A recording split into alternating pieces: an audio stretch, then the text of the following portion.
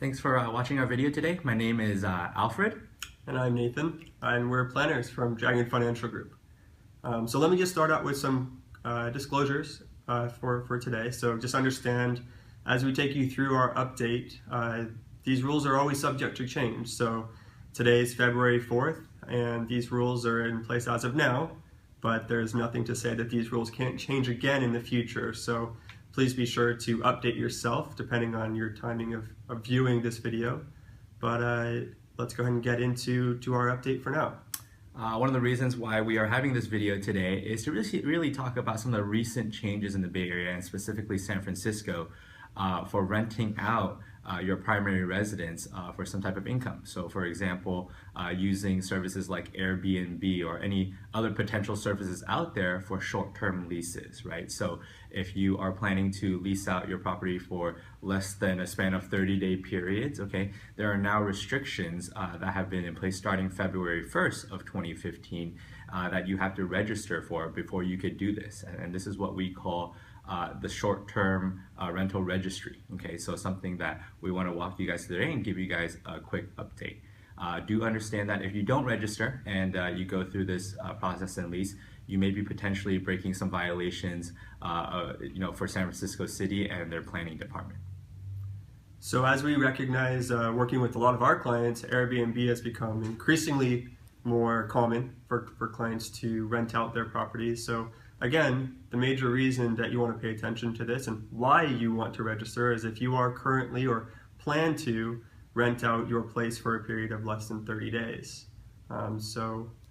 There are definitely limitations, right? Mm-hmm. So for example, even if we want to rent it out for periods less than 30 days, right, the San Francisco Planning Department does also limit you on a year basis how many days or how many nights you can rent this out. So for example, if I decide to rent out this place while you're present, okay, San Francisco Planning Department says that it's unlimited amount of nights.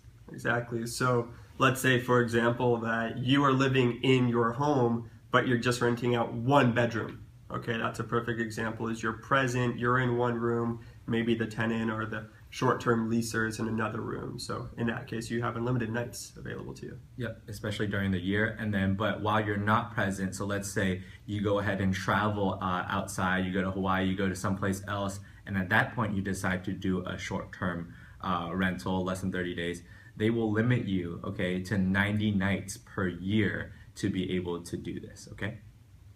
So we want to understand who is eligible to actually register. It's not every home, it's not everyone. So to understand who is eligible to register as a short-term leaser, I'm going to go ahead and quote directly from the San Francisco Planning organization. So directly from their website, these are the eligibility requirements. Okay, so you must be the permanent resident, owner or tenant of the residential unit that you wish to rent short-term. This means that you must live in that specific residential unit for at least 275 nights of any given calendar year.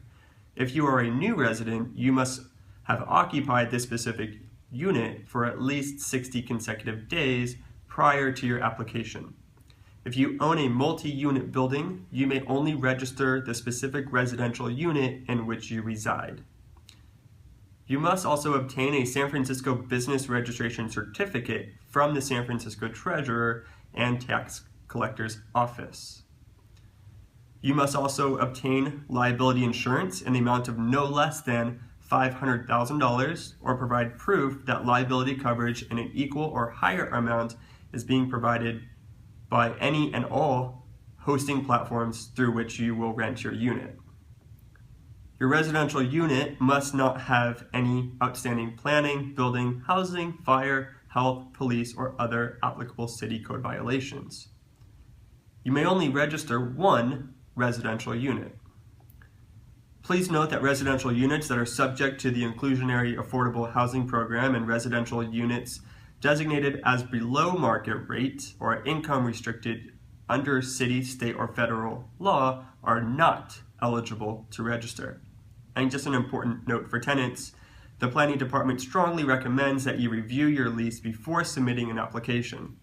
The registration of your residential unit on short-term residential rental registry does not override any lease agreements, homeowners association bylaws, covenants, conditions or restrictions, or any other agreement, law, or regulations that prohibit subletting or use of your unit as a short-term residential rental.